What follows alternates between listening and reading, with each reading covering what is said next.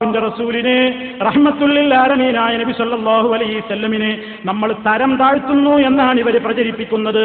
വാസ്തവത്തിൽ റഹ്മത്തുല്ലിൽ ആലമീനായ അല്ലാഹുവിന്റെ റസൂലിനെ ആരാണ് തരം താഴ്ത്തിയത് എന്ന് നിങ്ങൾക്ക് കേൾക്കണോ? മഹാനായ മുഹമ്മദ് റസൂലുള്ളാഹി സല്ലല്ലാഹു അലൈഹി വസല്ലമിനെ പറ്റി ഇവർ തന്നെ എഴുതിവിട്ടതെന്താണെന്നോ? ടി.കെ.യുടെ പരിഭാഷയിൽ നിന്ന് ഞാൻ വായിക്കട്ടെ, സംഭവം പറയട്ടെ. നബി സല്ലല്ലാഹു അലൈഹി വസല്ലം, അതാ ഞാൻ ചുരുക്കി പറയട്ടെ, പ്രവാചകൻ സല്ലല്ലാഹു അലൈഹി വസല്ലം അതാ സയ്യിദ് റളിയല്ലാഹു അൻഹു വിവാഹം കഴിച്ച ഒരു പെണ്ണാണ് സൈനബ റളിയല്ലാഹു അൻഹാ. ആ സയ്യിദും സൈനബും തമ്മിലുള്ള വിവാഹം നടക്കാൻ ചില കാരണങ്ങളുണ്ട്. അതിൽ നബി സല്ലല്ലാഹു അലൈഹി വസല്ലം ഭാഗവാക്കായിട്ടുണ്ട്. അവിടേക്കൊന്നും ഞാൻ പ്രവേശിക്കുന്നില്ല.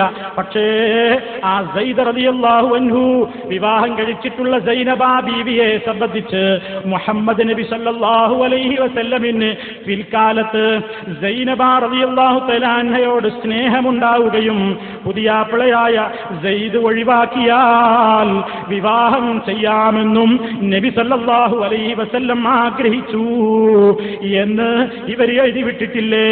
ഞാൻ നിങ്ങളെ കേൾപ്പിക്കട്ടെ. സൂറത്തുൽ അഹ്സാബിലെ ആയത്തിന്റെ വിശദീകരണത്തിൽ അതാ ടി.കെ. അബ്ദുള്ള മൗലവി അതാ തഫ്സീർ ജലാലൈനിയിലുള്ളതാണ്. തഫ്സീർ ജലാലൈനിയുടെ പരിഭാഷയാണ് ടി.കെ.യുടെ പരിഭാഷ. ഞാൻ വെറുതെ പറയുന്നതാണോ? ബ്രാക്കറ്റിൽ നമുക്ക് കാണാം അവരോടുള്ള സ്നേഹവും, ആരോട്? സൈനബ റളിയല്ലാഹു തആല അൻഹയോടുള്ള സ്നേഹവും സയ്യിദ് ഒഴിവാക്കിയാൽ വിവാഹം ചെയ്യാമെന്നതും താങ്കളുടെ മനസ്സിൽ ഗോപ്യമാക്കി. ഇത് നബി സല്ലല്ലാഹു അലൈഹി വസല്ലമിന്റെ പദവിക്ക് യോജിക്കുമോ? ഒരു സാധാരണക്കാരന്റെ പദവിക്ക് യോജിക്കുമോ?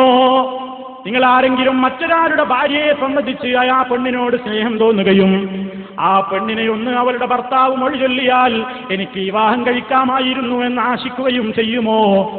സാധാരണക്കാരനായ ഒരു വ്യക്തിയെ സംബന്ധിച്ചു പോലും നമുക്കത് പറയാൻ പറ്റുമോ?